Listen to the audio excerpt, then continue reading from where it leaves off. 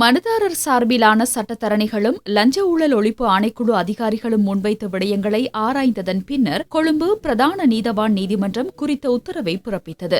இன்றைய தினம் 2 சந்தர்ப்பங்களில் குறித்த மனு விசாரணை ஒத்திவைக்கப்பட்டு பிற்பகல் 3:20க்கு நீதிபதியின் உத்தியோகபூர்வ இல்லத்தில் அது தொடர்பிலான விசாரணை இடம்பெற்றது. குறித்த முற்பிணை கோரிக்கையை ஆராயும் செயல்பாடு இன்று பகல் விசாரணைக்கு எடுத்துக் கொள்ளப்பட்ட போது லஞ்ச ஊழல் ஒழிப்பு ஆணைக்குழுவின் உதவி பணிப்பாளர் சுலோச்சனா ஹெட்டியாராச்சி விளக்கமளித்தார். கிரிந்த மீன்பிடி துறைமுகத்தில் நிரம்பியிருந்த மணலை அகற்றி தூய்மைப்படுத்தி அவற்றை சந்தைக்கு விநியோகிக்கும் வேலைத்திட்டத்தை நடைமுறைப்படுத்துவதற்காக கொரிய நிறுவனம் ஒன்று 2012ஆம் ஆண்டு மே மாதம் 19ஆம் தேதி யோசனையொன்றை முன்வைத்ததாக அவர் குறிப்பிட்டார். அவ்வாறு அகற்றப்படும் 1 கியூப் மணலுக்காக 300 ரூபாவை மீன்பிடி துறைமுக கூட்டுத்தாபனத்துக்கு வழங்க குறித்த நிறுவனம் இணக்கம் தெரிவித்துள்ளது. இந்த யோசனையை உரிய நிறுவனம் அப்போதைய மீன்பிடி அமைச்சராக இருந்த ராஜித சேனாரத்னவிடம் முன்வைத்தது. இவ்வாறான யோசனையை நடைமுறைப்படுத்துவதற்கு முன்னர் நிதி சட்டத்திட்டங்களுக்கு அமைய அமைச்சரவையினால் நியமிக்கப்பட்ட குழுவினூடாக அனுமதி பெற்றுக் கொள்ளப்பட வேண்டும். அவ்வாறு அனுமதி பெறப்படாது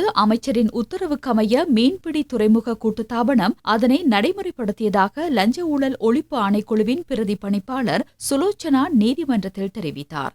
மத்திய சுற்றாடல் அதிகார சபை போன்ற நிறுவனங்களிடமிருந்து சுற்றுச்சூழல் மதிப்பீட்டு அறிக்கை பெற்றுக் கொள்ளப்பட்டுள்ளதாக அவர் குறிப்பிட்டார். குறித்த வேலை திட்டத்தை நடைமுறைப்படுத்துவதற்காக மீன்பிடி துறைமுக கூட்டுத்தாபனத்தின் பணிப்பாளர் சபையின் அனுமதியும் பெறப்படவில்லை. வேலை திட்டத்தை முன்னெடுத்த நிறுவனத்துக்கு மணலை அகற்றுவதற்கு தேவையான எவ்வித வசதிகளும் இல்லாத போதும் துறைமுக கூட்டுத்தாபனத்திடம் காணப்பட்ட வேலிகோவா எனும் கப்பல் அவர்களுக்கு வழங்கப்பட்டுள்ளது. உரிய விடயத்துக்குரிய கொரிய நிறுவனத்திடம் நட்டையீடு கோரி கொழும்பு வணிக மேல் நீதிமன்றத்தில் வழக்கு தாக்கல் செய்யப்பட்டுள்ளதாக சந்தேக நபர் பிணை வழங்குமாறு கோரிக்கை விடுத்துள்ளார். வேலிகோவா கப்பலுக்கு பாதிப்பு ஏற்பட்டுள்ளமை தொடர்பிலேயே வழக்கு தொடரப்பட்டுள்ளது. 15 மில்லியன் ரூபாய் நட்டையீடும் கோரப்பட்டுள்ளது. எனினும் உண்மையான பாதிப்பு 26 மில்லியன் வரை என்றும் மொத்தமாக குறித்த வேலைத்திட்டத்தினூடாக அரசாங்கத்துக்கு 262 லட்சத்துக்கும் அதிக நட்டம் ஏற்பட்டுள்ளதாக லஞ்ச ஊழல் ஆணைக்குழுவின் அதிகாரிகள் மேலும் தெரிவித்தனர். சம்பவம் தொடர்பில் வாக்குமூலம் பெற்றுக் கொள்வதற்காக ஆணைக்குழுவில் ஆஜராகுமாறு ராஜித சேனாரத்னவுக்கு அறிவிக்கப்பட்ட போதிலும்